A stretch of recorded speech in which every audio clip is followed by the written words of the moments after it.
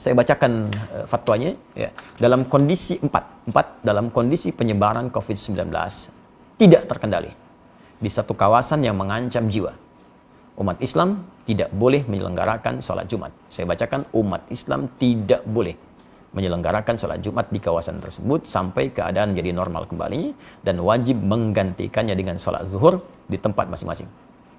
Demikian juga tidak boleh menyelenggarakan aktivitas ibadah yang melibatkan orang banyak dan diyakini dapat menjadi media penyebaran COVID-19 seperti jamaah sholat 5 waktu atau rawatib, sholat tarawih dan id di masjid atau tempat umum lainnya, serta menghadiri pengajian umum dan majlis taklim. Ini nomor 4 ini dalam kondisi penyebaran COVID-19 tidak terkendali. Artinya memang sudah mewabah luas, tidak bisa ditangani sama sekali, maka fatwa ini berlaku. Dan ini sudah tidak perlu kita berfatwa lagi. Jadi kalau orang-orang tak paham, sudah diam saja. Ikuti instruksinya, karena ini sudah orang yang pakar yang berbicara. Ya, kadang-kadang kita ini suka aneh. Masalah ekonomi, kita ikut ekonom. Masalah hukum, kita ikut ahli hukum. Ya, masalah untuk bisnis, kita ikut pebisnis. Tapi kalau urusan agama, semua bisa berfatwa. Nah, maka saya tegas ingin menyampaikan, kalau tidak punya ilmu, tak paham, sudah ikuti instruksi yang ada, jangan bikin fatwa masing-masing. Nah, jangan sampai Anda bisa mengatakan misalnya, mohon maaf, ini kan bagian dari ibadah itu wajib kalau wafat sedang dalam keadaan sholat. Wafat itu tidak ada kaitan dengan virus atau yang lain. Kalau sudah tiba ajal ya wafat. Tapi ketentuan syariat mesti kita ikuti. Nabi saja meminta kita untuk menjaga diri. Anda bukan Nabi, bukan Rasul, menganjurkan sesuatu yang bertentangan. Maka itu sangat hal yang tidak diharapkan. Mohon izin saya meneruskan. 5. Dalam kondisi penyebaran COVID-19 terkendali. Nah, ini, tolong catat juga ini. Dalam kondisi penyebaran COVID-19 terkendali, umat Islam wajib menyelenggarakan sholat Jumat dan boleh menyelenggarakan aktivitas ibadah yang melibatkan orang banyak, seperti jamaah sholat 5 waktu atau rawatib, sholat tarawih dan id di masjid atau tempat umum lainnya, serta menghadiri pengajian umum dan majlis taklim dengan tetap menjaga diri agar tidak terpapar COVID-19. Nah, jadi kalau di wilayah-wilayah yang diketahui, sekali lagi, transparansi data, informasi yang dibuka ke publik, setidaknya menyampaikan, ini wilayah ini terpapar, wilayah ini tidak. Sehingga kita bisa petakan, oh ini yang tidak, yang aman, maka berlaku fatwa yang ini. Ini yang terkendali, tetap Jumatan. Masjid dibuka.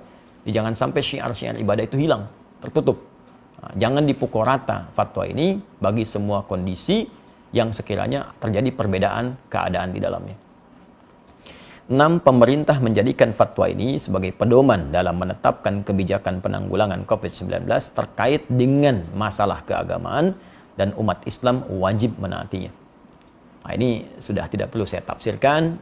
Tentunya fatwa ini sudah sampai ke pemerintah kita. Negara kemudian bisa mengambil tindakan dan kita mengikuti sesuai dengan arahan fatwa MUI yang dimaksudkan. 7. Pengurusan jenazah.